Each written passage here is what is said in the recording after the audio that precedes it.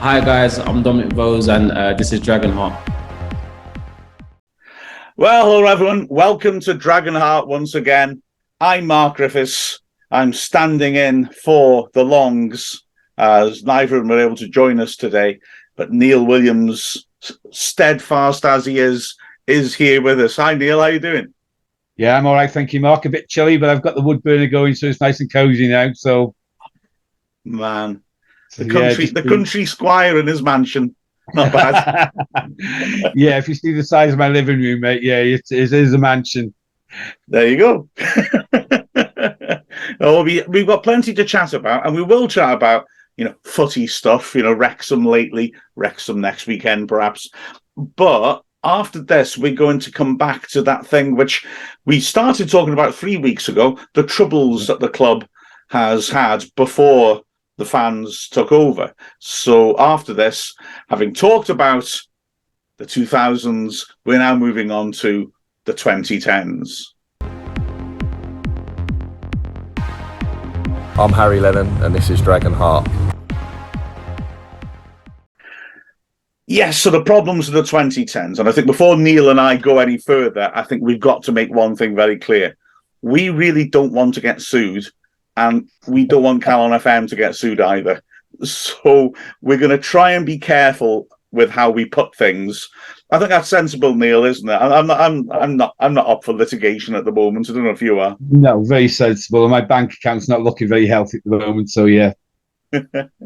Well, obviously, being Disney's Mark Griffiths, I'm sure I can stand you alone if you really know what I want. But I'm sure you could with all those fans out there. You could just have a Just Giving page, and you'd be fine. No, I don't need that. I'll just all my checks now are stamped by House of Mouse. I'm absolutely fine. But yeah, so we are going to tread carefully here, simply in terms of we want to stick to the facts. And to be honest, the facts are spectacular enough. So we pick up the story after Hamilton has left, and we have a knights in shining armour coming in after we leave administration in the form of Jeff Moss and Neville Dickens, two local businessmen who, I think it's fair to say, Neil, I mean, they had long-standing links with the club. And, I don't want to be a hypocrite about this because they will turn out to be seen as negative. But at the time of their takeover, there were very few people who were concerned that them being the ones who took control of the club, were there? No, not at all, because Neville Dickens had been involved in the club for quite some years, doesn't he? What in minor roles, but yeah, he'd been involved, and as far as we knew, he was a Wrexham fan as well. So yeah, I think as fans, we were quite happy that two local businessmen who'd taken it over, and we thought as for the benefit of the community and the club. And as well to stress, I mean, as you say, Dickens had been heavily involved with the club for years. His business was selling cars, and his main garage at the time was actually essentially at the ground, because you had what's now known as the Macron stand going down the Mould Road. You had the Cop going down Crispin Lane, and in the corner in between was Dickens's garage. And that will become very relevant in this story. He's still a major businessman around Wrexham. He still has a Dickens garage in Rhostyllen, which, for those of you who don't know, Wrexham is a satellite village, which is literally 2 minutes outside Wrexham. There's barely any let up between the edge of Wrexham and the start of Rhostyllen, maybe half a mile at best. And so he was an established businessman and an established name. Moss was a travel agent who had a company, Elegant Resorts, that sold sort of expensive luxury holidays, the sort of thing that a man on Disney's payroll would end up going on, let's be honest. And they sold out to Thomas Cook, which meant that he had, he'd sold out at the right time. And he therefore appeared to be wealthy, very wealthy. he had also got a long history of supporting and helping the club. In fact, I'm pretty sure I'm right in saying, if I'm wrong, I apologise. But my understanding certainly is that when Wrexham's goal-scoring hero Juan Ugarte turned up for his one season of spectacular success, that Moss essentially put him up because he didn't have anywhere to stay, and the club couldn't afford to sort him out. So he also had a son in the youth system and was a very enthusiastic supporter of that. So, yeah, they felt like good, safe hands, but the club would have problems by getting relegated straight after coming out of, well, around the time of coming out of administration, wouldn't it? Yeah, definitely so. We were the first club, weren't we? We actually deducted points, weren't we? Yeah. Which didn't help for our fight for staying in the league, and we were on a bad footing straight away. And that was a disgrace, I thought, in that I understood why the Football League had the 10-point penalty. Absolutely understood it. Mm-hmm. But it was all for the wrong reasons for us. Yeah, exactly. There was 4 clubs who would wipe out their debt, as we mentioned a couple of weeks ago. They could just go into administration, wipe their debt, and start again.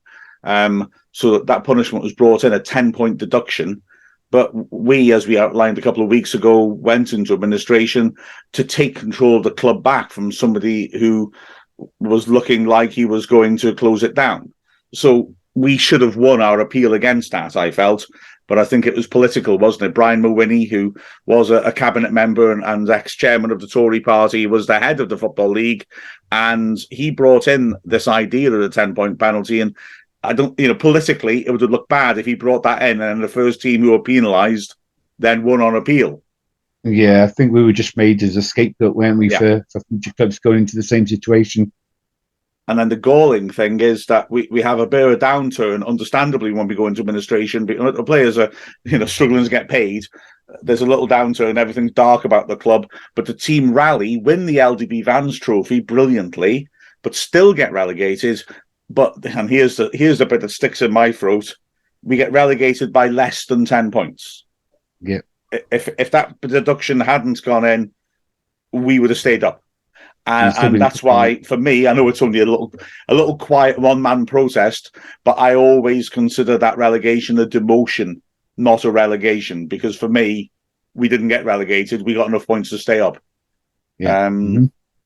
But anyway, we come out of administration. Moss and Dickens own the club, and that seems to be an absolutely fantastic resolution. And for a while, things go pretty well. Dennis Smith, the manager, stays with the club, and, we're looking okay. But cracks start to form, don't they, really? And one of the most surprising things that happened before we even get on to the off-field issues is the decision to dismiss Dennis Smith midway through a disappointing season, no question, but not, I didn't think at the time, a disastrous one. Our on-pitch demise, I feel you can trace it back to around then when things really start to go wrong. Am I being unfair, do you think, Neil? No, not at all. No, that's exactly what happened, Mark. I mean, as you say, Dennis Smith got us to the LW Fans Final, got us to won the trophy with him, and he was a good manager. He was a good, honest guy. I think he really enjoyed being at the club. And yeah, we had a pretty poor season by his standards, but we were coming out of administration, which made things a little bit more difficult, and he worked with what he got, really. And it was odd because the season started spectacularly well and then suddenly collapsed. We basically had 6 or 7 games in which we looked superb. We scored 4 goals to win at Sheffield Wednesday. That's quite something. I remember us destroying Grimsby in a 3-0 when Grimsby were the promotion favourites. We won the derby at Chester. We looked fabulous, and then suddenly we went to Accrington and lose 5-0. And it was just totally out of the blue. And then the next game, we go to Stockport, just Tuesday to Saturday, and lose 5-2. And it was just from then on, we were poor. But he gets sacked in early January after losing to Derby County in the FA Cup in what was, frankly, a pretty heroic performance. Derby County was a strong championship team. They actually went to that game, and they put on a really good performance. Yeah. We lost 1-0, didn't we? 3-1. 3-1 was it? Sorry, my apologies. But it was Lupoli, the Italian striker, scored a hat-trick for them. and he was terrific. And if it hadn't been for that difference of them having an excellent striker, heaven knows what would have happened. Because they showed what they could do, the Wrexham players. Then out of the blue, the next week, Smith is suddenly out, and yeah, we weren't doing great, but we weren't, I don't think, in danger of getting relegated. And then there was a real problem with who to appoint in his place, wasn't there? With fans assuming it would be Darren Ferguson, but it ends up being Brian Carey. Yeah.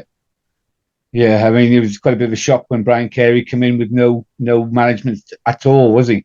A lot of really nice chap, really nice bloke, did a great job as a defender for Wrexham, but had no management experience at all. And you could see, I think he felt totally out of his depth and trying to be manager of the team. And it was broadly understood. I've never spoken to him myself to ask him this, so I'm wary of saying this, but it was broadly understood that Carey wasn't terribly enthusiastic about taking the job. He was a club legend, smashing bloke, a man with very good sort of coaching credentials in terms of the way he was building up his experience. But whether he wanted to be a manager was a moot point. And it would certainly appear from what I'm told that he was convinced to become manager to help the club out when we had Alex Ferguson's son in the background who wanted to be manager and who would go on to be a manager. And now, 16 years later, is still in management in the Football League. It was a strange sort of scenario, and I can't pretend to know exactly what the motivation was for it, really. I think maybe Mark may have been down to money. I'm not sure. Yeah, maybe so. Although Ferguson was ready with us, but you're right, it could be what he wanted on top to become a manager. Like I said, I'm not suggesting anything dubious about Carey in the slightest. Not, in fact, suggesting anything dubious full stop over this. Carey was a smashing bloke, a huge asset to the club, and a genuine club legend who played so many games for us. And like you said, a real gentleman. And behind the scenes, I think, was valued by people like Dennis Smith as an excellent influence in training, and was a really good coach in the making. And he continues to work. He's worked for very high-profile clubs, just not as a manager. It's just this didn't seem to be the right call as manager, perhaps. I remember he actually came round I was living in Dodleston, just outside of Chester, and he came round to the house one day. Oh. He was he was very friends, Jackie, friends with her, and he came round and he'd never seen fresh beetroot before, and I had a big garden, and I gave him a load of beetroot, and he went home with beetroot and had beetroot for the first time at the garden. Oh, wow. That's fantastic. Yeah. And he brought a load of memorabilia with him as well, which was great. A genuinely lovely bloke. Was, definitely so. Very soft-spoken. And a genuinely expert coach as well. But maybe, like I say, as my understanding, he wasn't looking to be a manager. He has to be fair, a catastrophic start. Statistically, the worst start in the history of any Wrexham manager, and we do plummet down to be in danger of dropping out of the National League. And then, and again, massively to his credit, he rallies the team, and we had that remarkable end to the season where we looked doomed, but started winning and got ourselves into a position where we had that last match against Boston United, which incredibly was us or them. If we drew, we stayed up. If they won, they stayed up. Correct. Incredible last day shootout in front of 13,000 fans at the racecourse. And a very hot day as well, wasn't it? Say again? It was a very hot, warm day as well. Oh, yeah. And they were struggling at the time as well. Boston, weren't they? Because they only bought, 250 fans, I think. And very hot day, but they took the lead. That's right. They were winning at half-time. And you started thinking, oh gosh, this is it. We're dropping out the Football League. This is a disaster. And we fought back superbly in the second half, didn't we? We did, yeah, with a great goal from Chris Llewellyn. And he lost his shirt and ended up in the crowd. Yes. And he carried on played in a red shirt. Yeah, that was a good day, which kept us up for that season anyway. Yeah. There were so many iconic moments from that second half, and all the fans pouring on the pitch afterwards to celebrate us surviving was one of them. Llewellyn, like you say, scoring, taking his shirt off to celebrate, and then losing it in the crowd, and a fan giving him his shirt, and him finishing the game in somebody else's shirt that didn't fit him from a different season. That's quite something, isn't it? And then Valentine taking a penalty, Ryan Valentine. Yeah. Wrexham through and through, from Wrexham fan, finally getting a chance to play for Wrexham, taking a crucial penalty in a game like that in front of a packed Kop with his wrong foot. He scored. I mean, at that moment, you think, yeah, I'll take this with the other foot. Wow, that's calmness, isn't it? Yeah, very good. Michael Yeah, Proctor it was a good day. It was a very good day. Again, and Proctor got the other. We won 3-1, but actually, in the background of it all are the seeds of what actually renders it pointless in so many ways. It's odd because that's one of the great iconic games of this century for Wrexham, but absolutely pointless because the next season we're a disaster and we do just go down anyway. So it was only a stay of execution. We didn't build on it. And also because the truth is, and let's be honest here, again, the Football League being cowardly in the extreme, Boston were accused of some very serious financial misbehavior. Yeah. And they essentially were relegated during the match because the Football League held off passing punishments because they were hoping that we do the job for them and relegate them. But Boston and us, it went into the last game, so they hadn't made an announcement. And during the game, incredibly, they announced, oh, by the way, we're docking points off Boston. So if you look at the table now, it doesn't look like that game was catastrophic for them because the fact is they actually were relegated during the game with them not knowing. That's quite cowardly, really, isn't it? When they relegated a couple of leagues, though, weren't they? Yes, they dropped into the National League, who also refused to take them because of their financial situation. And that was a worrying and dubious situation. I'm not going to say any more about what happened there, but there were real concerns about some people within the club doing things they shouldn't. Let's just leave it at that. Yes, again, I don't want to get sued. And it's all on the record. By all means, look it up. But it was so cowardly to leave that. So all that stress we went through actually didn't mean a thing because Boston had been demoted anyway. Brought a bit of cash into the coffers. That was about it then. Yeah, essentially. And then the next season was just an absolute disaster from start to finish, wasn't it? Carey, totally. Unfortunately, things don't go well for Carey. He is removed. I mean, some of the things you feel sorry for him. He brings in Avion. I mean, this sums up this season for me. He brings in Avion Williams, a player who'd scored prolifically in the Welsh League. And lots of people always say, no, we should bring him in. We do bring him in. And he looks amazing in pre-season. He scores a remarkable goal against Liverpool where he turns and curls it in the top corner. Everyone's thinking this guy's going to be sensational. Once the real football starts, he can't score for love nor money. And then finally, about 12 games into the season, he finally scores. And in doing so, picks up a muscle injury that ends his career. Bizarre long clearance by, I find it pretty right, it was our keeper, Anthony Williams, bounces through. The Bury keeper comes out, misjudges it. And so Williams sprints onto it and has a complete open goal. And in the act of tapping a ball into the open goal, he suffers some sort of catastrophic muscle injury. Just his muscle goes bang, and he never plays again. And that sort of summed up how that season went for me. It was just dire.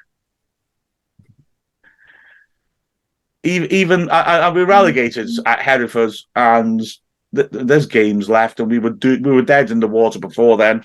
We brought Brian Little in to replace Carey halfway through the season, and at the time, I don't know, I think at the point of his appointment, I'd say we were quite excited by that. Would you say, Neil? Yeah, definitely so. Yeah, I mean, it did improve for a little while, I believe, the performance, but yeah, it was on the wall that we were going to get relegated that season. We just didn't have the team. We didn't have, we didn't bring any. Were we under embargo as well? No. Yes. Well, not so much then. I don't think there were embargoes later. The embargo thing's a tricky one. Football League put teams under transfer embargo and often don't publicise it, and so sometimes people never find out. We were definitely under transfer embargo for a spell under Dean Saunders. Yeah. Later on. I didn't think we were then, but I could be proven wrong because Little does bring players in, doesn't he? But the problem is that he he comes with a great reputation. I mean, this is a man who's managed at the top level fairly recently, and everyone's excited about him, but he actually was quite outmoded, I think, in his approach, and we got relegated. Like I say, he didn't make any difference. And then it starts to get a bit weird because a lot of money is spent on retooling the squad, isn't it? He's given a lot of money. Yeah, he didn't have an embargo because he brought in 13 players in the January transfer window. Doesn't bed them in, really. In the summer, he has a very peculiar retained list where he releases players like Neil Roberts, who are head and shoulders above all the rest of the players in that side. Well, no, that's not fair. Many of the players are head and shoulders above most of the players in our division. And he gets rid of them. The first time Wrexham have released a player of the season, brings in another huge tranche of players, and then fails, and he's gone after about 10 games of our first season in non-league. It's all a bit of a mess, isn't it? Total mess. But and then Dean Saunders comes in because he's a golfing chum of Jeff Moss, another big name, Welsh international, many Welsh caps, played for Liverpool, played for Aston Villa, and he's a big name to bring down to our level. Again, a lot of optimism about that, I would say, Neil. Oh, very much so, because he went on to be the Welsh manager as well, didn't he? No. In his own mind, he did. Oh, right. Okay. Sorry. He went to places, he managed at Wolves, so he moved on to have big jobs. But this is now where the real off-field issues begin. Well, not begin, but certainly massively kick in. But again, he didn't have major managerial experience, though, did he? So, I mean, he was an assistant to Graham Souness at some big clubs, but first job as manager. Came in incredibly confident, and to be fair, actually, I think became a bit more humble and became more successful the more humble he got. At first, there was a real air of arrogance about him. By the end, you're starting to think, actually, fair play. I think he's realised this is not so. He can't just swan in, be Mr. Big Man, and get results. And by the end, I warmed to him a lot more. But yeah, the problems off the pitch that we've got to get into now, haven't we? That's what we're really warming up for. Moss removes. Well, Dickens steps aside, leaving Moss in charge, partly because of a conflict of interest. Because now there's this big scheme to rebuild the stadium, starting with the Kop, and the idea is that there will also be students' accommodation built in like a horseshoe shape around a new Kop stand, and this will bring money into the club. Dickens steps aside because of the conflict of interest, because his garage being on that land means that he is going to be a beneficiary of this scheme. So he steps aside, and Moss buys him out. But things start to get a little bit, well, how can I put this? A little bit worrying. The scheme looks great on paper. A local businessman. Hang on, what was Roberts? Ian Roberts? Not Ian Roberts, no. What's his first name? John Roberts? No. No, I've forgotten his name now. No. I'll look her up in a second. But Roberts comes in. What the heck was his first name? So yeah, he was a property developer. Yeah, and Crusaders rugby league team are brought into the ground, and there's a lot of strangeness about that as well. It's painted as something that's going to be good for the club, but it's hard to see the benefits of it, and they're put under this one umbrella, which means it becomes difficult to track exactly what money is going where and whether the football club's money might be being used to help the Crusaders out. There's a huge problem over the fact that a big brewer, Green King, sponsor the Crusaders, because the Crusaders are put into the top league of rugby league. They certainly are. I actually went and watched them play against Leeds. Yeah. At the race course. They were, I believe, Neil, because I'm not a big rugby league or fan of rugby in general, but I believe they were pretty uncompetitive, really, weren't they, at that high level? They certainly were, and Gareth Thomas came and played for them as well. But they get a big. Oh, sorry, they got a thumping when I went and watched them. But it was a sellout crowd. There was like 10,000 there, good 10,000 there. So great income for the club. But as you say, I think maybe we don't know this, but maybe money was being, used from the football club to bolster up the rugby league, because they had to buy in all these players, sign them on contracts. And how did we end up in the Super League when they were only just founded, Yeah, I mean, I think part of it is just the Super League's a bit like the European Super League, isn't it? They'll just bring people in as they choose. A lot of traditional teams were removed and told they couldn't go into the Super League or get promoted to it. It was that sort of deal, wasn't it? But it seems peculiar, the financial problems the Crusaders immediately got themselves into, considering the fact that they were given a free pass into this competition because they were supposed to be a manufactured big club. So it all seemed a bit odd, didn't it? It did, very much so, yeah. I mean, I'm sure there was, promotion, relegation, and I just was dumbfounded how we got, levered into the main, Super League, top league, playing the top clubs, I thought there wasn't promotion relegation. I thought the point was that they created this, like I said, like the European Super League, a hermetically sealed top division that was supposed to be permanent big clubs, and they would be created as, there's no other club in Northwest or in North Wales, and they would have this huge catchment area, and this franchise would become massive.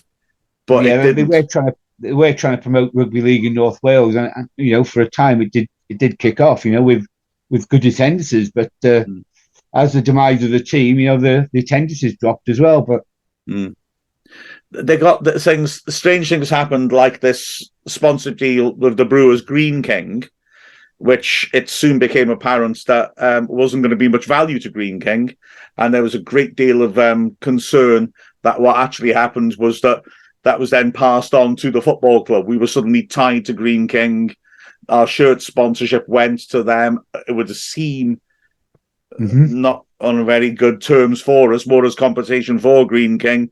That was the beer that had to be sold at Wrexham games. So this idea that some of our Crusaders coming in will help us felt like the exact opposite. We had a millstone round our neck and a club who weren't able to fulfill their requirements, and therefore they were being dropped onto the football club, who couldn't then benefit from selling, doing a deal with a brewer or doing a deal for a shirt sponsor, because we were saddled with the rugby league team's failed deals. Yeah, totally agree with you. So major issues there. We also had the issue that we were not paying our taxes. And so in April 2011, we get into the playoffs because, and we need to, again, tread slightly carefully with this, we're spending a hell of a lot of money on players. Saunders essentially comes in, he rips up Little's team, so we've torn the squad up completely twice in a year. That doesn't get him where he wants to in January, to the end of the season. So in the summer, he's allowed to rip it all up again. We've got a lot of players on our books. We're spending a lot of money on players' wages. The debts keep mounting up and up. We eventually, in Saunders' third season, get together a decent team. Again, we spent a lot of money on these players, and we get into the playoffs. And essentially, we're told that if we don't immediately settle a £200,000 tax bill, we're not allowed to play in the playoffs. We'll just be kicked out. And so that has to happen. So, I think by now, April 2 of 2011, we are seeing there's major problems and cracks in how the club's getting run. I think it's reasonable to say.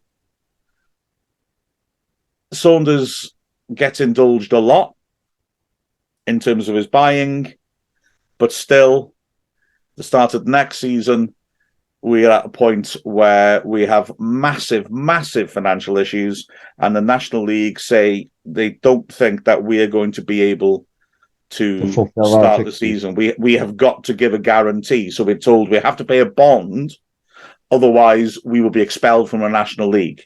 And that essentially would mean at that point we would have no team that year, and we'd have to somehow sort ourselves out for the next year, having lost all our players and possibly our ground. The owners do chip in for some of it, but of course, Neil, it's a remarkable story how we make up the rest of the money, isn't it? Shortfall of 125,000 shortfall, wasn't it? Yeah, raised by the fans within 24 hours. In 7 hours.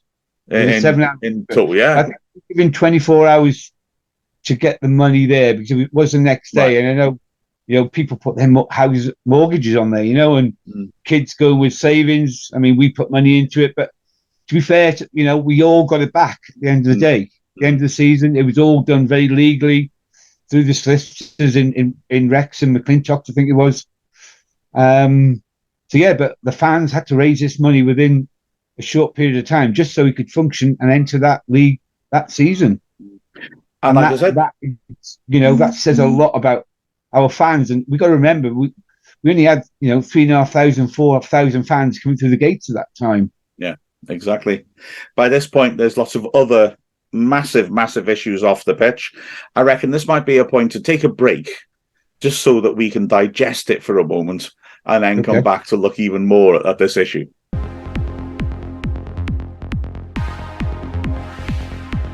I'm Liam McLindon, and this is Dragonheart. So, yeah, we've talked about those problems, and now comes the infamous Feel the Love leaflet.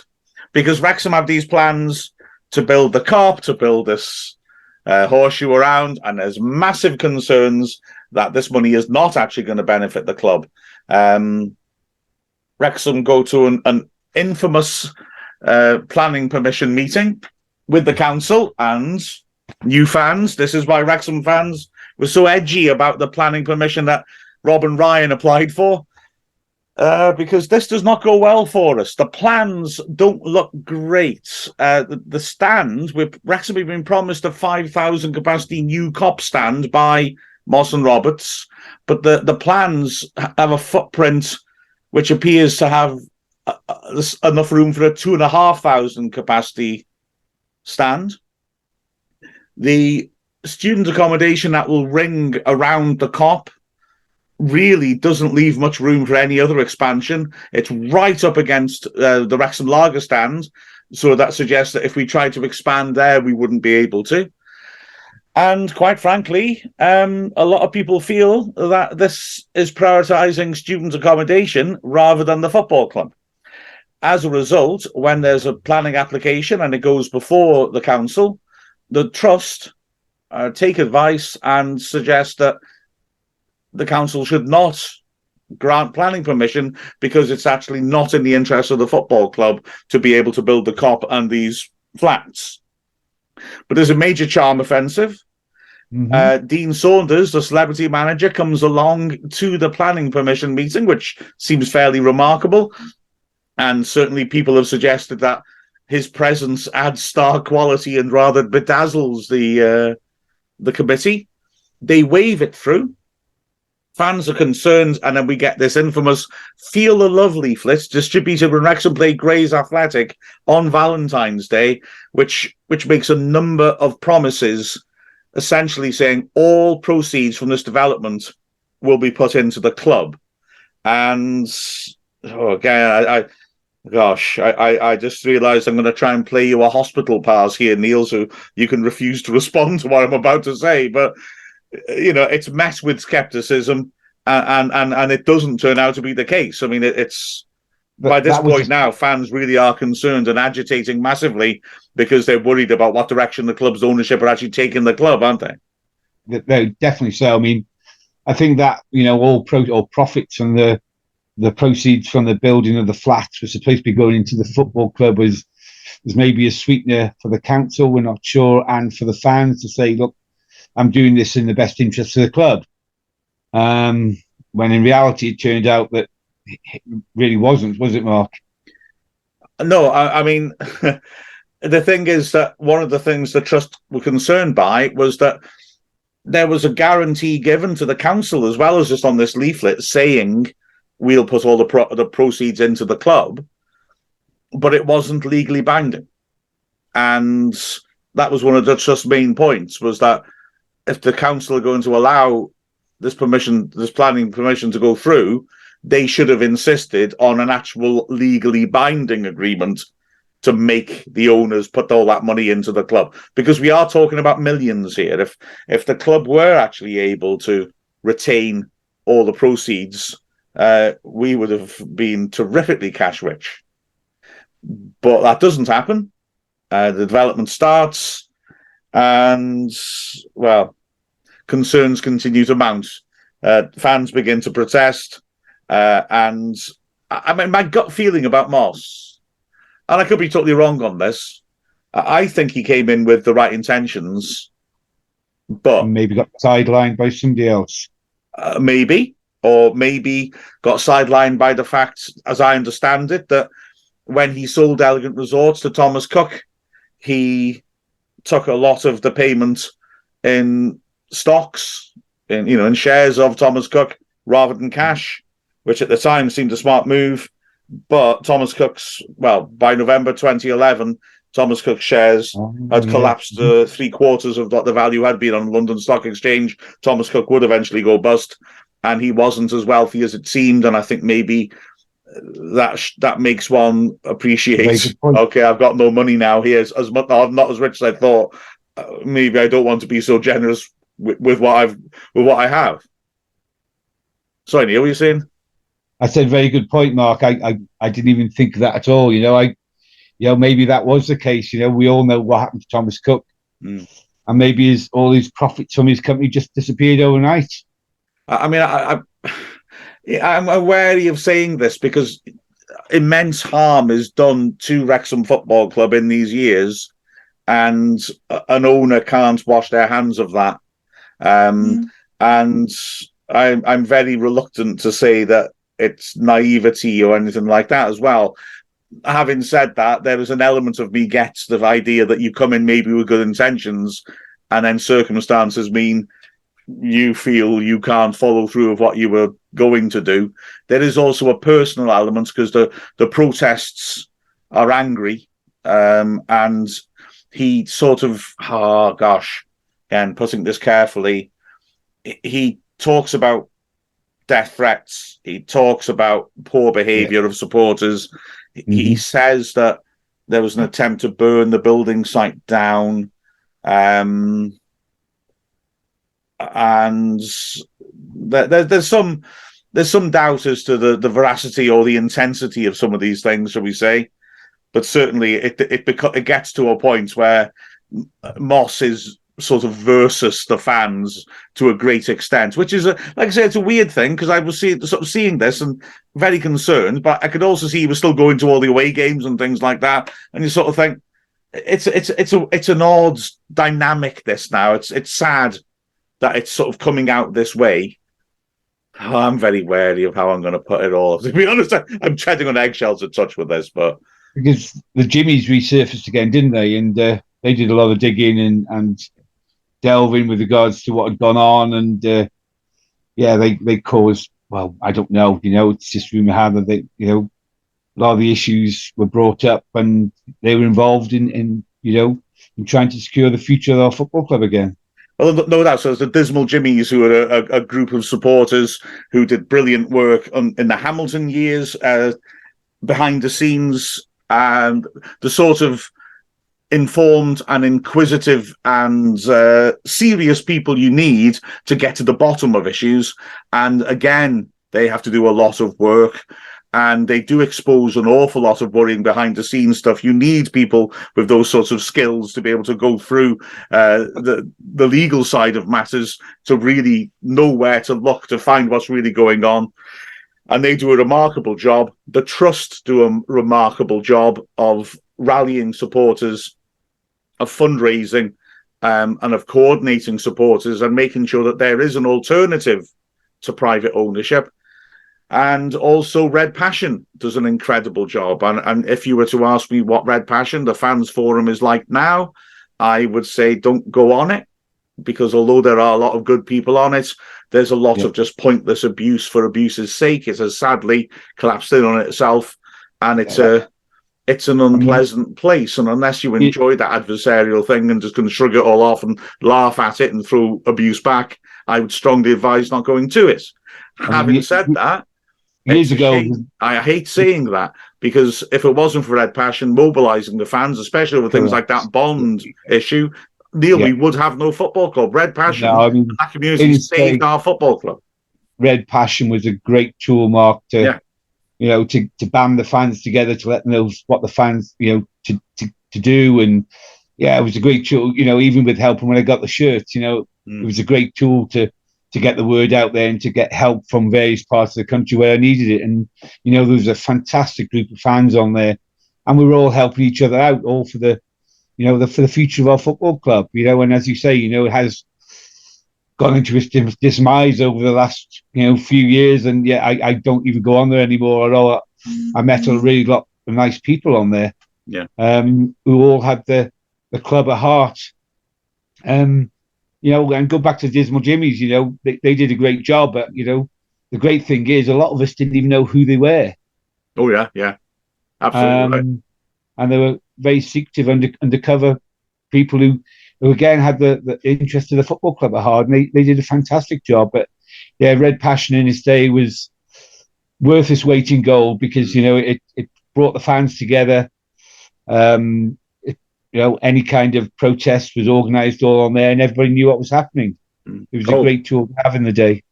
I'd really, like I said, that where some elements of what I'm about to say have changed, but the fact is that the Dismal Jimmy's, Red Passion, and the Trust, all of them, without all three of them, the club would definitely have gone out of business. If not the first time, then the second time. Yeah, definitely so. Without the trust and the money that they actually acquired during that time, when Moss and Roberts were there, and we were all paying our membership to the trust every year, and that gave them the funds to be able to, at some point in the future, take over the running of the club, and to do it on a sound financial basis, because the funds are already there in place with them. Moss indicates he's going to sell the club. He cuts a very sort of angry and disillusioned figure, saying that he wanted to come in for the right reasons, and he feels that the fans have forced him out, and a string of remarkable characters come in showing interest in buying the club, and again the fans have to agitate in order to make sure that the club doesn't go out of the frying pan and into the fire. There's an awful lot of weirdness, an awful lot of strangeness. There's a part of me wonders whether that should be the next chapter of this chat, going through the last embers of the Moss and Roberts era, and the fan involvement, which leads to the trust eventually taking over. But it was a shame, and it was also a worry, because I said before about the proceeds of the flats and the student flats going to benefit the club. Well, let's just break that down a little bit now. We'll break it down more maybe next time we talk about it. Well, the cop stand does not get built. One part of the student accommodation gets built around one corner, the opposite corner of Neville Dickens owned. So not that one, the one on the other end of the cop. And the money doesn't go into the club, but essentially Moss writes off his debt, but it's a debt that he has piled up. And he says that's the payment, but it's essentially, I would argue, a leveraged buyout, i.e. the club's assets then are used to pay for the takeover. And, it leaves a bad taste in the mouth the way it's all done. Managers were indulged with enormous budgets, which then become, the debt has now been matched, so I don't have to give any more money to the club. And you've got to ask yourself why so much money was spent on players. I mean, although I'm slightly jumping the gun, Saunders will walk out very suddenly when Moss leaves, essentially signalling no trust in fan ownership, and that reflects poorly on him. Although I think, to be fair, he's a football man who was fed one side of it by his friend and buys it. But he leaves us badly in the lurch, and we're hideously in the mire with student accommodation plonked on our land. It's not a great situation to be in, Neil. Yeah, because it first started on the car park, really, wasn't it? That's where they first started building with. I mean, the football club used to have a decent-sized car park at the back of the ground, and now there are 4 sets of flats on there now. And it just put a bad taste in your mouth seeing those flats there, and it did to a lot of fans, I think. Yeah. And I'll be honest, there's little details that I know don't really matter, but it leaves a bit of a bad taste in my mouth when I go there and see that one of the blocks of flats is named after John Neal, one of our absolute legendary managers, because because those flats are something which damaged our club irreparably, and sticking John Neal's name on it doesn't make it okay. And I don't like that. Name something substantial should be named after a man of the stature of John Neal, not something which gets named after him as a PR exercise. Yeah. I mean, considering it's right next to the football stadium, I'm assuming now the university own those flats. Or not. Aren't they looking to? Oh, no, oh, you know what? I'm going to have to double check that. I'm not going to answer that question. Okay, I feel like I know the answers to that, and I'm slightly wary. It would make a lovely hotel, is what I was thinking. That was all. Oh, Neil. Well, there is an interesting point to come from that, which is that, look, our owners now clearly still want to be, they don't want to just be sugar daddies hurling money at something willy-nilly. Yeah, we've got to cost things out. We've got to work as a business. Otherwise, you end up in a Roman Abramovich situation where when he goes, if you don't find another billionaire, you go pop. So that's right and sensible. But I do think that, the fact they have wealth is why one major problem for the last 10 years for Wrexham seems to have sort of gone away. There was a sense as well that places like Dickens's garage were essentially what people would call ransom strips. The idea that you can't really develop the grounds because certain parts, key areas around the ground aren't owned by the club. And I think, fortunately, our owners are of such a stature that they can just make that problem go away by saying, well, okay, we'll cough up for this, that, and the other, and that'll all be done as part of a deal. And what was an insurmountable financial problem essentially melts away, I think. So, but yeah, the ownership of those, who knows? Maybe in some future world it'll become a block of flats. Not necessarily a great block of flats, but a block of flats nevertheless. I think of more of a hotel for all the these foreign supporters that's coming over. I think there's 57 coming over from Canada this weekend. Really? Yeah, in one group. Well, in that case, as long as we've got the helipad on the roof for the owners and the Rob and Ryan luxury suite on the top 3 floors. Perfect. Yeah. I reckon. Although, to be fair, Neil, if you were to show your terrific commitment to the club by travelling transcontinentally to come to a Wrexham game, do you really want to be in student accommodation?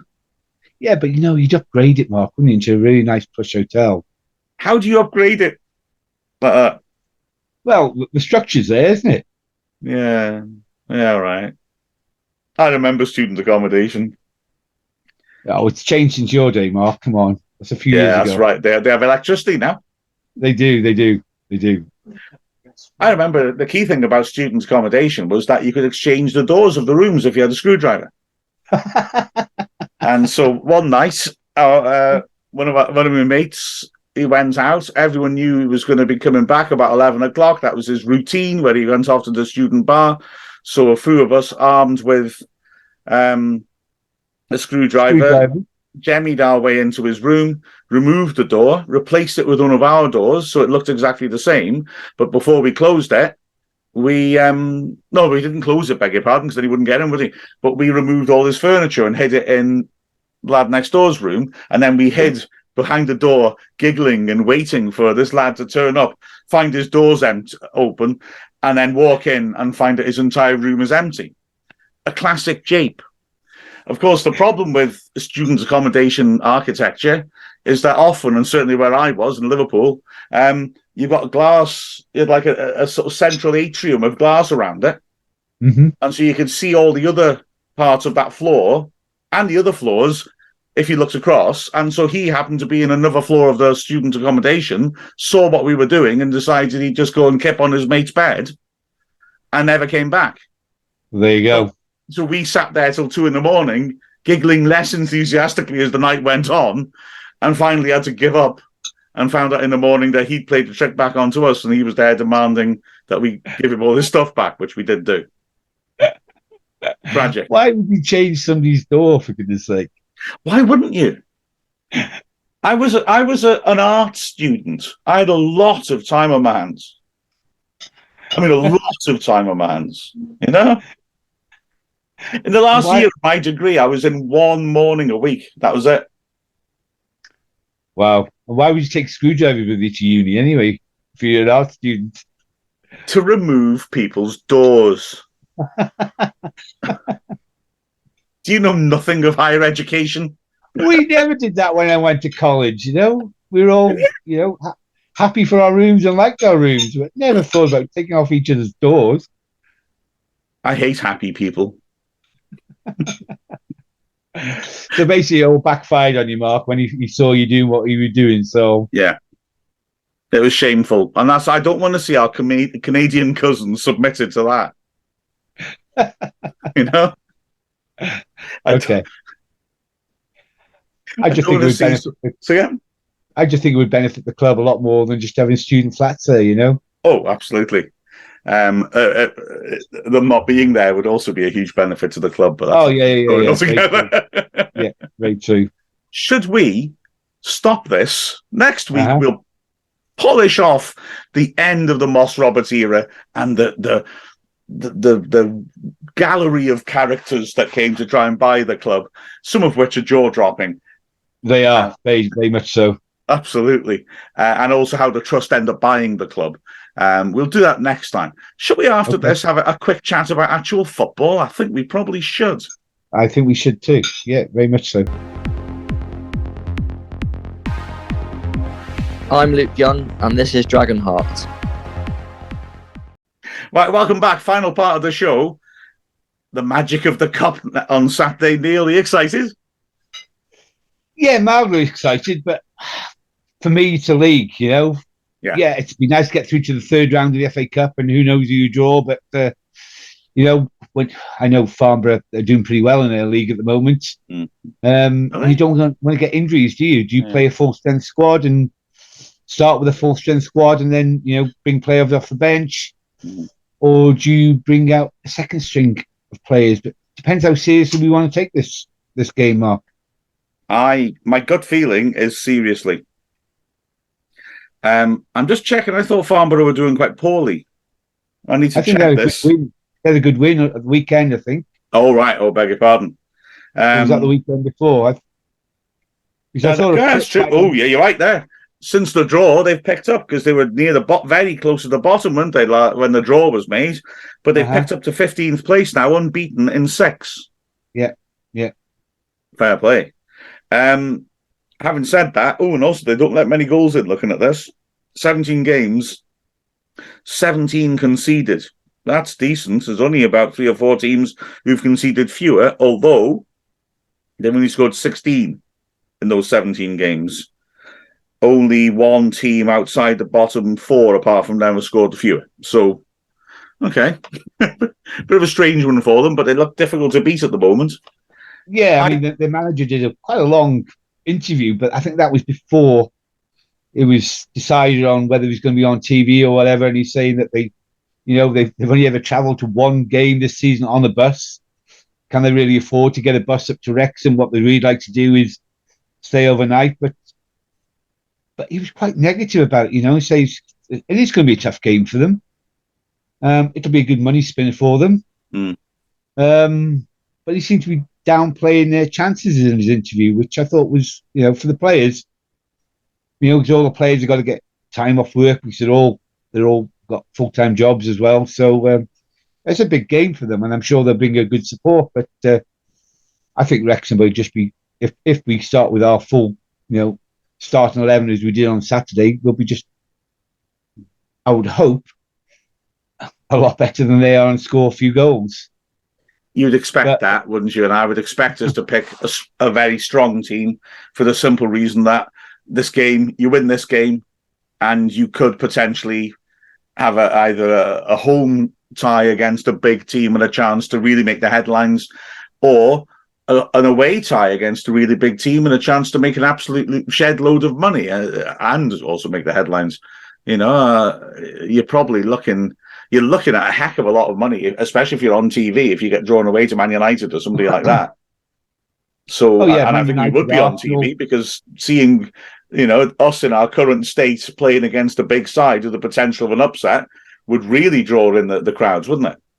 Oh, definitely so. Especially if it's live on television, Mark. We've already got the audience, as I said to you earlier. I've read on, there's so many coming over from from North America for this game because they're able to get tickets for. And there's one group of 57 Canadians coming over, which is phenomenal. You know, it's incredible. It's incredible. It feels like we're in a dream. You know that is this all really happening?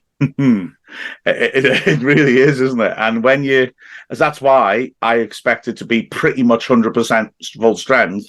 Okay, if there's somebody with a bit of a knock, we do have the luxury of a strong squad, but I don't think that it'll be beyond, protecting a player.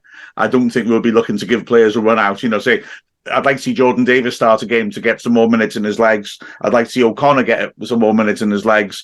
Yeah. I'd like to see Cleworth getting some time back on the pitch, but I don't think that will happen in this match unless there's somebody to protect. Otherwise, how stupid would we look if we rotate at this point and lose? Farnborough, yeah. We all saw what happened against Blythe, didn't we? So, we took our foot off the pedal and... they were very close to getting a draw with us. We had a devastating first half in that second match, in which we deservedly took control of the tie and went through. But the other three halves of those two games, at worst, Blythe were our equal, if not our betters. So we were fortunate in that, weren't we? Mm-hmm. So I don't see us making any major changes at all. We will have an FA Trophy match against Scunthorpe coming up soonish. That's the game, I think, where we make alterations. And equally, I think that might be the game where we find we're losing at home, because Scunthorpe may well take it seriously. They might not, I suppose, close to relegation. They might decide they don't care about the trophy. But I think we will be looking to make wholesale changes in that game, and that will make us vulnerable. But this one on Saturday, I think it's full steam ahead, isn't it? Yeah, I totally agree with you, Mark. Yeah, I mean, the Scunthorpe game we don't need to be in the FA Trophy this season, to be honest. I don't think. It's just, it takes our mind or takes the sight off us, going for promotion, really. Yeah. And you can get injuries and you can get to far-flung places again. But yeah, the sooner we're out of the FA Trophy, the better. Spoken like a true survivor of Wembley. Absolutely. And well done all of you guys, because you are true survivors of Dragonheart this week as well. I reckon it's time to knock it on the head, Neil. Neil, as always, an absolute pleasure to share the show with you. And I look forward to us going through the grim days and finally knocking that on the head next week and be able to just look forward. Look forward. Yeah, look exactly. Forward, nice one. Brilliant stuff. Remember, everybody, we'll be commentating live on Wrexham Player on Saturday and all the usual good stuff. And then we'll be back to Calon with another Dragonheart to look back on the week. So, adios, muchachos. This, in the words of Che Long, was Dragonhearts. I'm Aaron Hayden, and this is Dragonhearts.